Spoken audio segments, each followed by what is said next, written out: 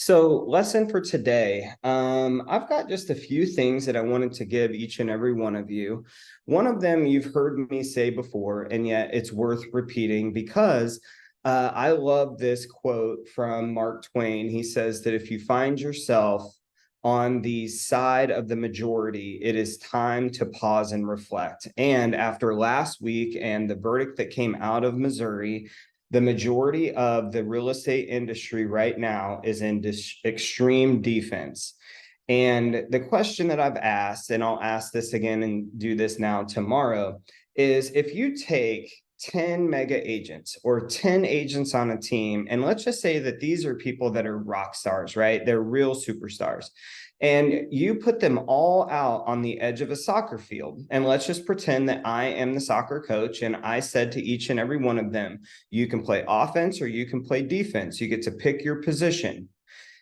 All 10 of those mega agents or all 10 of those amazing agents on a team are all going to play offense. Most of you, left to your own devices, who you are naturally, are made to play offense. And so in times of defense, it can mess with your clarity and mess with your certainty. So one thing I want each and every one of you to write down is I intend to cultivate an offensive mindset.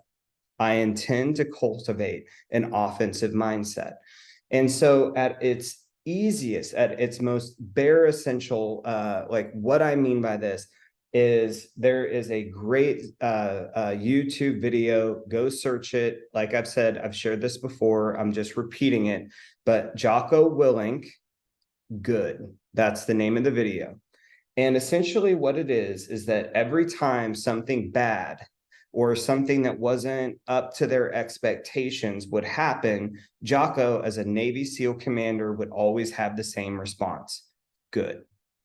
So each and every one of you, I want you, every time something quote unquote bad happens, whether that is interest rates went to 8%, good. The verdict came down and they may do away with buyer agency, good. The real estate market's down by 25%, good.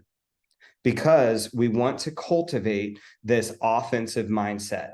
If you get caught in a defensive mindset right now, you are going to look up in January and February with an empty pipeline and a lot of runway, and it's going to cause you to regret your holiday season.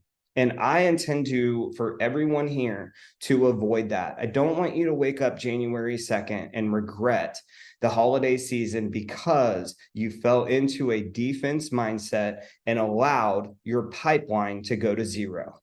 So we're going to focus here. And every time some shit hits the fan, your answer is always the same. Good. And I've started to even coin this. I call it obstacle gratification. Obstacle gratification. It's when we feel grateful for the obstacles and challenges that come our way because of who they grow us into. In fact, let me just share one slide with you tomorrow for the Do This Now. This is something I have found on I think it was a YouTube video, but I absolutely love this. Here's what it says. I asked God for strength, and God gave me difficulties to make me strong. I asked for wisdom, and God gave me problems to solve. I asked for courage, and God gave me dangers to overcome. I asked for love, and God gave me troubled people to help. My prayers were answered. All the obstacles that you are experiencing right now, looked at through the proper perspective, are all opportunities if you cultivate a offensive mindset. Good. And one thing I've told myself and told others a million times is you do not get a testimony without a test. And as I've said to you all before, because one of the things I hear over and over and over again in our industry is a desire and need to help other people. It's inherent in us to want to genuinely help others. but you will only help others at the level of transformation you have personally experienced. You will only help others at the level of transformation you have personally experienced. You are uniquely qualified to help the person you once were. And so all I'm attempting to do here is to just give you perspective.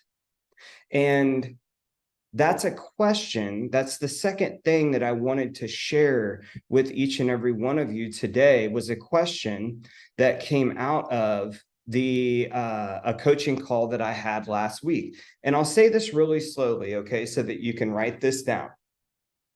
What is the perspective that will allow me?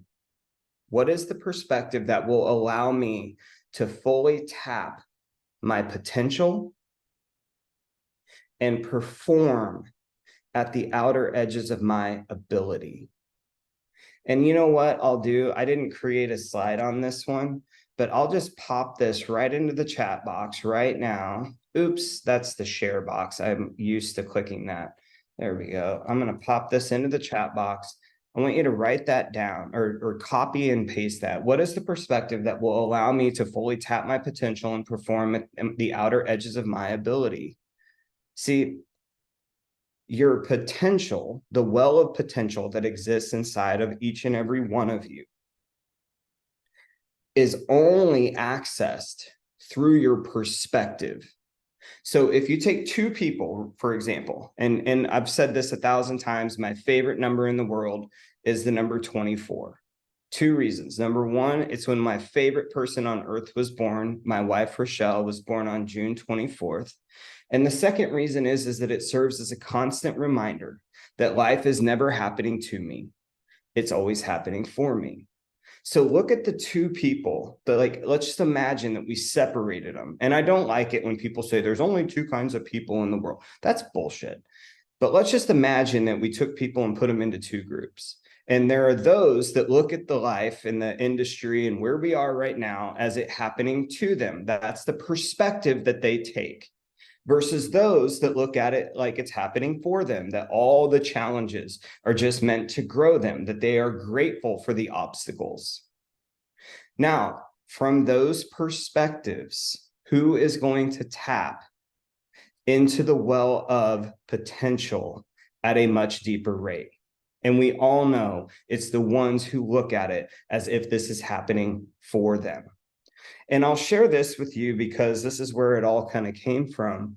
I was on a coaching call on Thursday. This person owns multiple market centers, owns a team, and honestly was being strong for everyone else, because as leaders, one thing that we have to adopt and remember is that you never complain to someone who is below your pay grade. Now, I don't mean pay grade in the sense of just money, but you never complain to the people who are down underneath your level or position in the org chart. And so he came onto the call and unloaded, because he had been holding all of this in for some time, right? And so I finally got him to the point where he was done. And I said, you've got children, right? And he said, yeah. And I said, imagine if you were doing this. Imagine that at their college graduation or some other major milestone in their life, but they're adults, so they would understand this. You hand them a playbook. And the playbook is your manual for how to win at all areas in your life. And this thing is not aspirational. It is actual. It is autobiographical. It's not the playbook that you wish you had run. It's the playbook you actually ran. And we're in this chapter right now, this chapter of challenge. What's the story you want to write to your children about this season of your life? And man, it was like, bing. It was like I put a firecracker in his butt. He went, right? Like his mindset, like I just ripped the I ripped the lid off of his mindset right there with that question, because that perspective tapped his well of potential. It's always there. And part of self-mastery is understanding that your potential is often held by your perspective. And when we engineer our own perspectives, because we have this amazing thing called the human imagination, it's like a movie set in your mind, right? You got lights, camera, action whenever you want that shit. Well, you can tap as much potential as you want with the right perspective. And so I trust that this is helpful to each and every one of you. I trust that you are going to play offense and not defense. I trust that when the shit hits the fan, your response is good.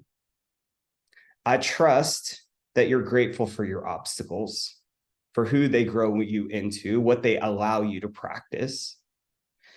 And lastly, I trust that you are going to mine the perspectives that allow you to tap your potential and play the game at the outer edges of your abilities in this season. So thank you all for being here. And I look forward to seeing you all this week. Make it a great day. Bye-bye.